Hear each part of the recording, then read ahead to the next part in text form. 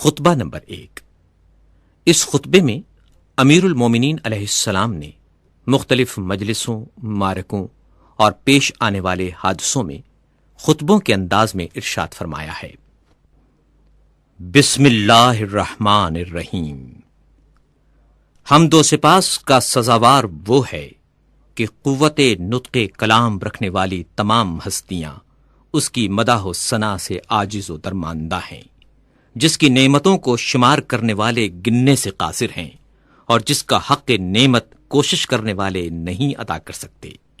وہ خدا کہ جس کی حقیقت بلند ہمتوں کے ادراک سے ماورا ہے، جس تک فکر کی گہرائیاں پہنچنے سے قاصر ہیں، جس کے صفات کی کوئی حد نہیں، نہ کوئی ایسی نعمت ہے جو صفات خداوندی کا بیان کر سکے، نہ کوئی ایسا وقت جس کا شمار ممکن ہو، نہ کوئی ایسی مدت دراز جو منتہی ہو۔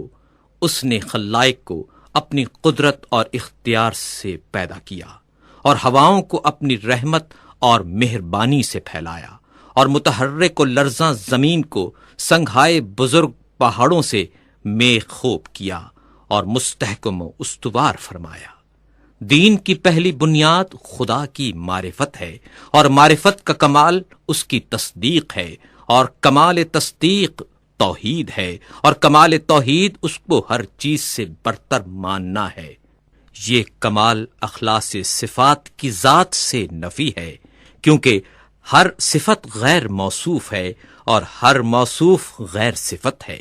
جس نے اس کی توصیف میں ذات کو صفت زائد سے ملایا، اس نے گویا ذات الہی میں دوئی پیدا کی، اور جس نے دوئی پیدا کی اس نے گویا اس کی ذات میں تقسیم مانی، اور جس نے ذات الہی میں تقسیم مانی وہ نادان ہے، اور جس نے نادانی کی اس نے خدا کی طرف اشارہ کیا، اور جس نے اشارہ کیا اس نے اسے محدود کر دیا، اور جس نے یہ پوچھا کہ خدا کس چیز میں ہے اس نے گویا کسی چیز کے ضمن میں اسے قرار دیا، اور جس نے سوال کیا کہ وہ کس چیز پر ہے تو اس نے دوسرے مقام کو اس سے خالی تسلیم کر لیا۔ خداوند تعالی ہمیشہ سے موجود ہے مگر حادث اور نوپید نہیں۔ وہ موجود ہے مگر اس کی ہستی عدم و نیستی کے بعد نہیں۔ وہ ہر چیز کے ساتھ ہے لیکن بطور ہمسر نہیں۔ وہ ہر چیز سے الگ ہے لیکن اس سے کنارہ کش نہیں۔ وہ ہر چیز کا فاعل ہے لیکن اس کا فعل حرکات اور آلات کا نتیجہ نہیں۔ وہ بصیر ہے، جب اس کی مخلوق نہ تھی وہ منفرد ہے، کیونکہ اس کا کوئی ایسا ساتھی نہیں جس سے وہ اپنا جی بہلائے اور جس کے نہ ہونے سے اسے الجھن ہو۔ اس نے دنیا کو پیدا کیا اور پہلے پہل بنایا، بغیر اس کے کہ فکر کو کام میں لاتا یا تجربے سے فائدہ اٹھاتا، اور نہ اپنے نفس میں کوئی حرکت پیدا کی، نہ پہلے سے کوئی اہتمام کیا کہ جس کے لیے بے چین ہوا ہو۔ وہ چیزوں کو ٹھیک وقت پر عدم و نیستی سے وجود کی طرف لایا، اور گوناگون چیزوں میں موافقت اور سازگاری پیدا کی، اور ہر چیز کو اس کی طبیعت اور مزاج عطا کیا، اور ان طباع کے لیے شکل و صورت معین کی۔ وہ ان کی ابتدا اور آغاز سے پہلے ان سے واقف تھا۔ اس کا علم ان کے حدود اور انتہا کو محیط تھا، ان کی حالت اور پوشیدہ کیفیت سے آشنا تھا۔ پھر خدائے بزرگ و برتر نے زمین و آسمان کے درمیان اور جوا، فضا و اطراف اور شگوفوں میں شگاف اور آسمان سے دھلی ہوئی ہوا پیدا کی۔ اس جوا فضا میں متلاطم پانی جاری کیا جس کی موجیں بڑھ بڑھ کر بلند ہو رہی تھیں۔ اس پانی کو باد تند کی پیٹھ پر سوار کیا جو ہر چیز کو متزلزل کیے دیتی تھیں۔ ہوا کو حکم دیا کہ وہ پانی کو گرنے سے روکے اور اسے پانی کے زور پر مسلط کر دیا، اور اسی ہوا سے پانی کی حد بندی کر دی۔ ہوا کا دامن دور تک پھیلایا تھا اور پانی اس کے اوپر اچھل رہا تھا۔ پھر خدا نے ایک ایسی ہوا چلائی جو خشک تھی اور اسے پانی کے ساتھ ساتھ کر دیا۔ اس کی رفتار بہت تیز تھی۔ خدا نے ہوا کو حکم دیا کہ اس پانی کو حرکت دیتی رہے اور موجوں کو ابھار کر اوپر کی طرف پھینک دے۔ ہوا نے اس پانی کو اس طرح متھا جیسے مشک میں دودھ متھا جاتا ہے، اور یوں یہ پانی کے نچلے حصے کو اوپر کی طرف پلٹانے لگی اور ساکن کو متحرک سے ملانے لگی، یہاں تک کہ پانی کی چوٹی بلند ہو گئی اور تہ بتہ پانی پر پھبن اٹھایا، اور پھر اس پانی کو شگاف دی ہوئی اور کشادہ فضا میں بلند کیا، جس سے 7 آسمان بنائے، آسمان زیریں کو ایک جمی ہوئی اور رکی ہوئی موج قرار دیا، اور آسمان بالا کو ایک محفوظ چھت اور بنائے مرفوع بنا دیا، آسمان کو بغیر کسی ستون کے روکے اور بغیر میخ کے اپنی جگہ پر قائم رکھا۔ پھر خدائے بزرگ و برتر نے اس آسمان کو چمکتے ہوئے ستاروں اور دمکتے ہوئے تاروں سے مزین کیا، اور اس میں چراغ نور افشاں یعنی خورشید و ماہ درخشاں کو رواں دواں کیا۔ یہ ساری چیزیں گھومتے ہوئے آسمان، رواں دواں چھت اور لوح متحرک میں تھیں۔ پھر خدا نے بلند آسمانوں کے بیچ میں شگاف دیا اور ان خلاؤں کو فرشتوں کی مختلف قسموں سے پر کر دیا۔ ان فرشتوں میں کچھ حالت سجدہ میں ہیں، رکوع نہیں کرتے، کچھ مصروف رکوع ہیں اور کھڑے نہیں ہوتے۔ ان میں ایک گروہ صف بستہ کھڑا ہے جو اپنی جگہ سے ہلتا تک نہیں۔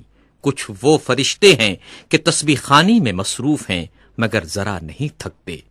یہ تمام ملائکہ ایسی غیر مادی ہستیاں ہیں کہ ان پر آنکھوں کی نہ نیند چھاتی ہے، نہ عقلوں کی بھول چوک کا غلبہ ہوتا ہے، نہ بدنوں کی سستی طاری ہوتی ہے، نہ بھول چوک کی غفلت کا اثر طاری ہوتا ہے۔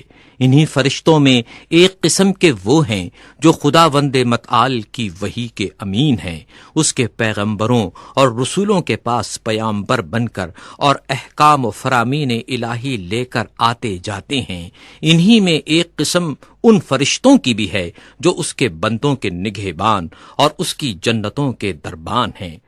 ان میں بعض ایسے فرشتے ہیں کہ جن کے قدم زمین کے طبقات زیریں میں گڑے ہوئے اور گردنیں بلند و بالا آسمان سے نکلی ہوئی، اور ان کے اجسام اطراف عالم سے نکلے ہوئے ہیں، اور عرش الہی کے پیالے سے ان کے کاندھے ملے ہوئے ہیں، اور ہیبت و عظمت انوار الہی سے ان کی نگاہیں جھکی ہوئی ہیں، اور عرش کے نیچے وہ اپنے پروں میں لپٹے کھڑے ہیں۔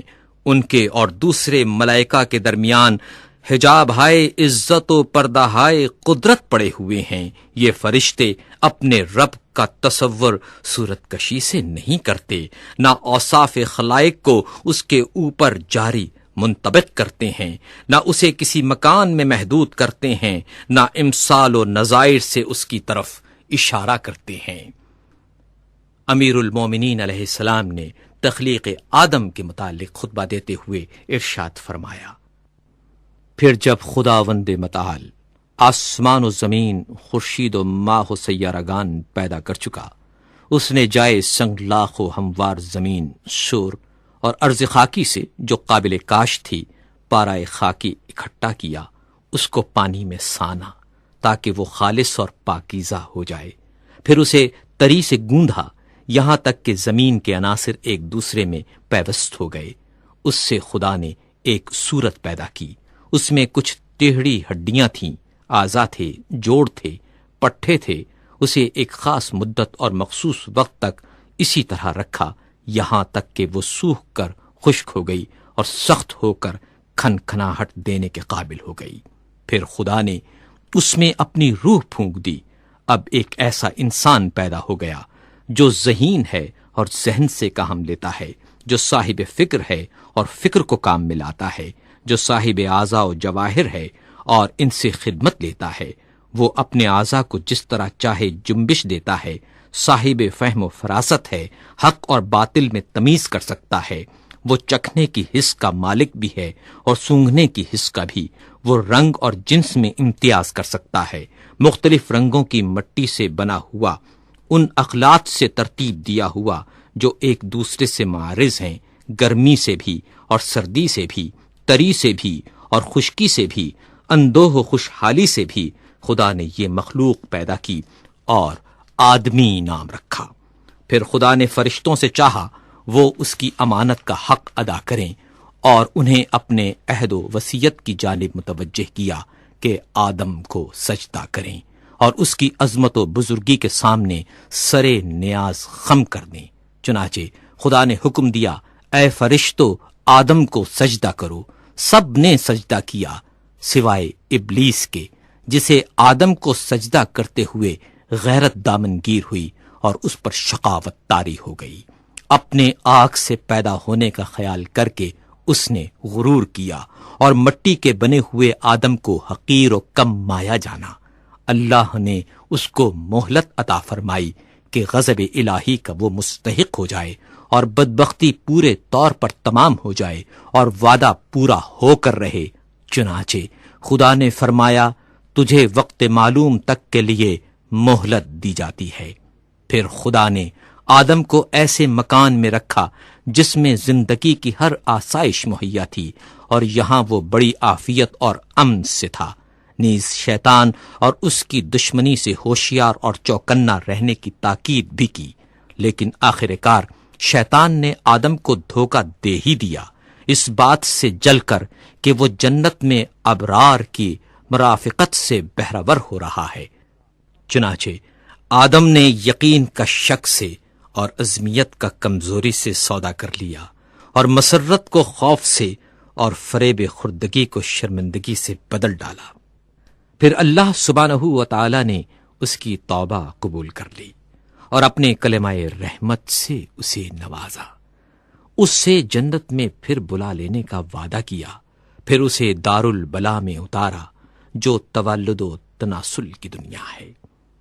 آدم جب دنیا میں آئے اور تولد و تناسل کا سلسلہ شروع ہوا اور ان کی اولاد بڑھی اور پھیلی، تب اللہ نے آدم کی اولاد سے نبی منتخب کیے اور ان سے بندگان الہی تک وحی خداوندی پہنچانے کا عہد لیا اور تبلیغ رسالت کا انہیں امین بنایا، جبکہ بہت سے خدا کے بندوں نے پیمان الست فراموش کر دیا تھا اور وہ ڈر کر حق کو فراموش کر بیٹھے تھے اور بتوں کو اس کی خدائی میں شریک قرار دے رکھا تھا، کیونکہ شیاطین نے معرفت خدا سے بندوں کو بھلاوے میں ڈال دیا تھا اور انہیں اس کی عبادت سے روک دیا تھا۔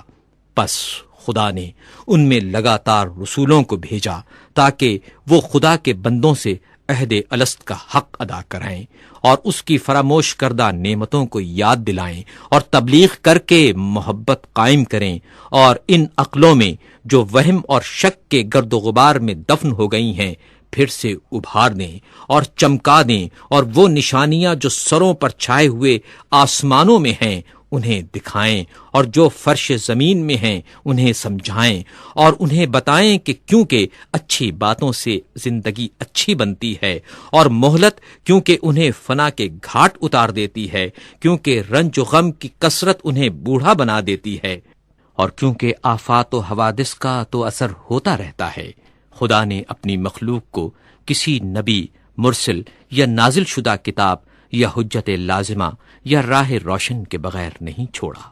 وہ رسول کہ جن کے ہاں تعداد کی کمی تبلیغ رسالت میں کوتاہی کی موجب نہیں ہوتی، اور نہ جھٹلانے والوں کی کثرت انہیں کچھ نقصان پہنچاتی ہے۔ کچھ رسول آئے جنہوں نے پہلے والے رسولوں کی خبر دی اور بعد میں آنے والوں کی تصدیق کی، یوں ہی قرن گزرے اور صدیاں بیت گئیں اور زمانے گزرتے رہے اور آباء و اجداد آئے اور گئے، ان کی نسلیں گزریں، یہاں تک کہ خداوند قدوس نے محمد صلی اللہ علیہ وآلہ وسلم کو بھیجا تاکہ اس کا وعدہ پورا ہو جائے اور اس کی نبوت ختم ہو جائے۔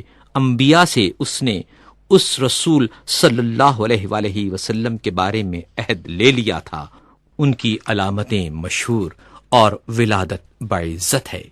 جب حضرت صلی اللہ علیہ وآلہ وسلم تشریف لائے تو دنیا میں ملل متفرقہ اور اقوام منتشرہ کی کثرت تھی۔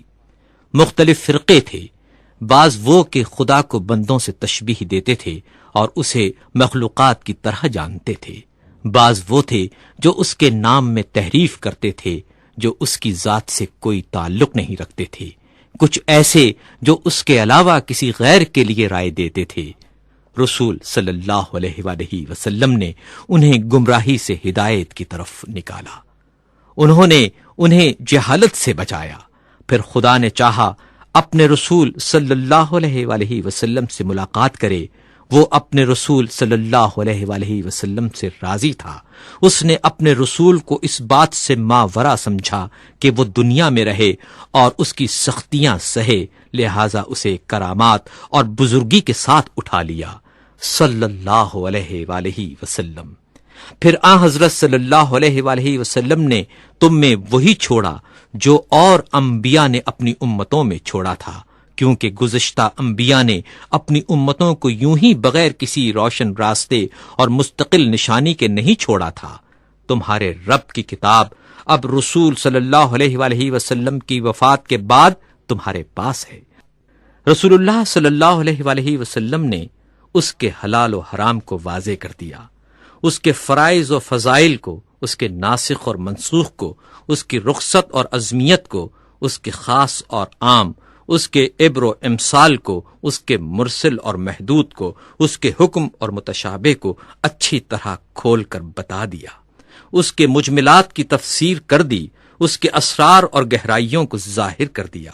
ان میں ایسے میثاق بھی ہیں جن کے جانے بغیر چارہ نہیں، اور ایسے بھی ہیں جن سے بندے اگر نا واقف رہیں تو کوئی کام نہیں رکتا۔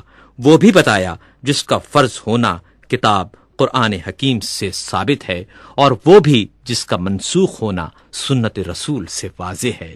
وہ باتیں بھی بتائیں جن کا اختیار کرنا از روئے سنت واجب ہے، اور کتاب قرآن میں اس کے ترک کرنے کی رخصت ہے، نیز یہ بھی کہ کیا چیز وقتی حیثیت سے واجب ہے مگر آئندہ زمانے میں ان کا واجب ہونا ضروری نہیں رہا۔